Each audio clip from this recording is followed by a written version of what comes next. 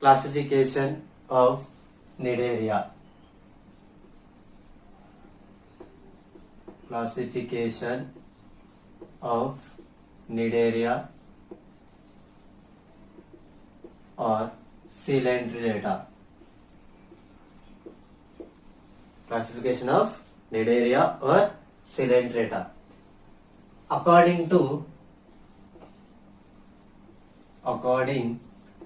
to Parker and Haswell.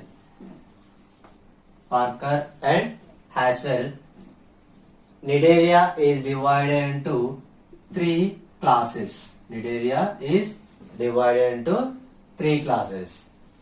In this, first one, Hydrozoa.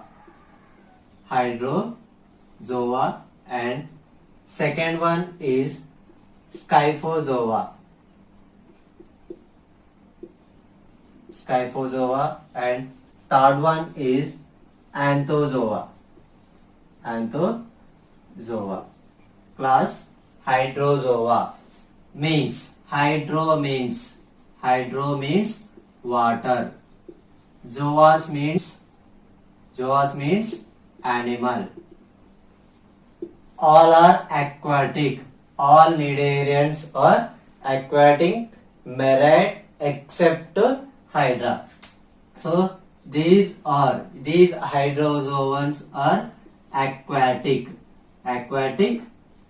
and marine except Hydra.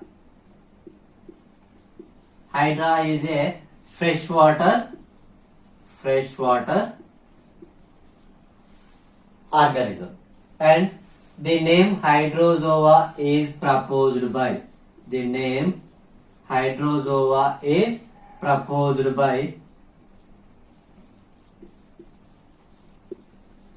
Huxley in 1856. Next, these hydrozoans are solitary or colonial and sedentary in nature. And in this polyp is predominant and symmetry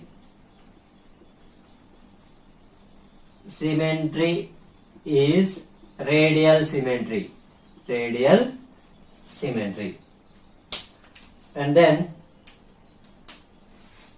reproduction, fertilization is external fertilization is occurs. And next, in this skeleton is made up of perisarc or calcium carbonate layer. Reproduction development is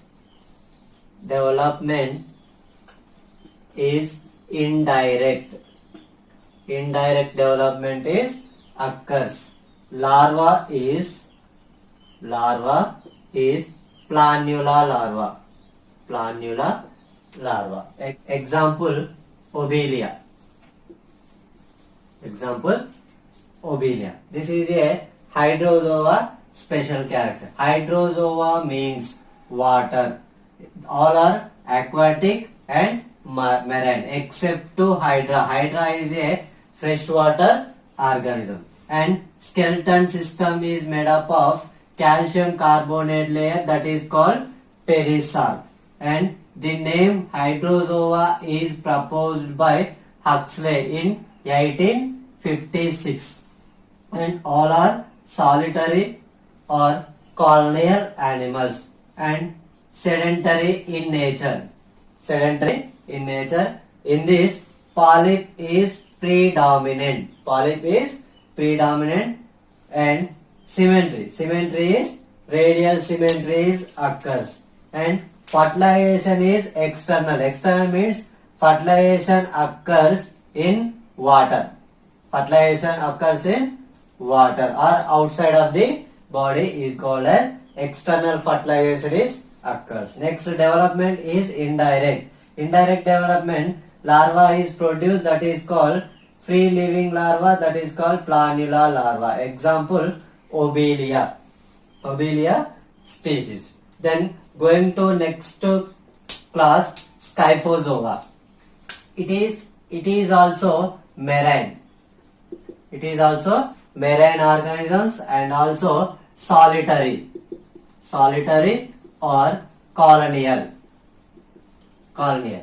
Then Mesoglia.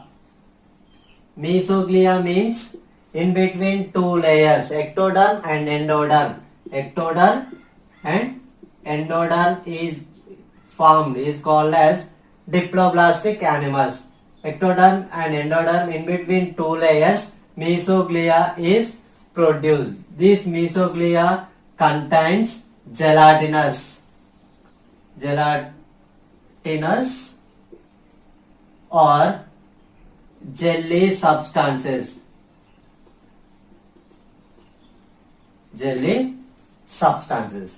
And this name, Scyphozoa name is proposed by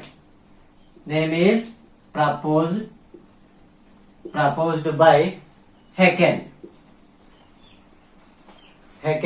in 1891.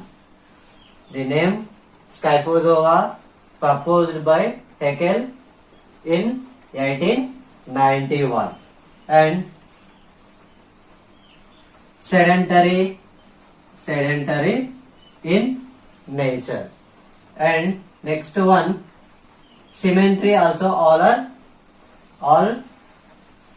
organisms symmetry is radially or asymmetrical organism. In this, Medusa is predominant.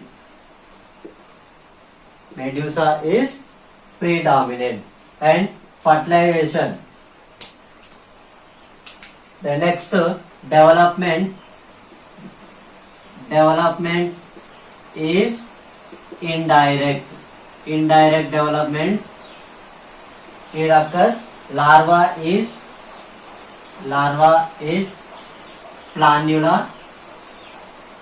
planula or ephyra. Planula larva or ephyra larva. Example, Aurelia. So, Scyphozoa characters. Class Scyphozoa. Scyphozoa means Scypha. Scyphus means cup. All are marine water and solitary or colonial. All are marine and solitary and colonial organisms and diploblastic animals. Diploblastic animals. Diploblastic animals means ectoderm and endoderm is formed in between two layers. Mesoglia is present. In mesoglia, gelatinous or jelly substances are present. And the name Scyphozoa is proposed by Haeckel in 1891. All are sedentary in nature, and in this predominant form is Medusa. Medusa and polyp is zooid. Two types of zooids in Cnidaria or Coelenterata. Next, development is indirect and larval forms are planula larva or ephyra larva. Example, Aurelia. Cup shape. Cup shape means umbrella-like structure organisms is called as Scyphozoa. Next, hydrozoa means water organisms. Then going to next class. Anthozoa. Anthus means flower. Flower shaped organisms is called as Anthozoa. These are also marine animals. Next to all are sedentary or colonial.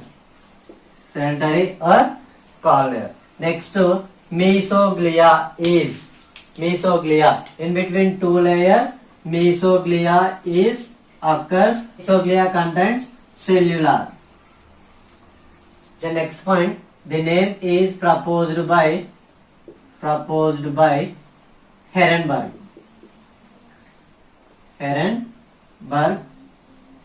in 1833. And in this, polyp, only polyp is present. Medusa is absent. Next to larva. Larva is free swimming.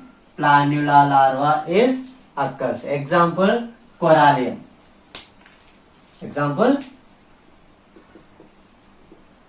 corallium.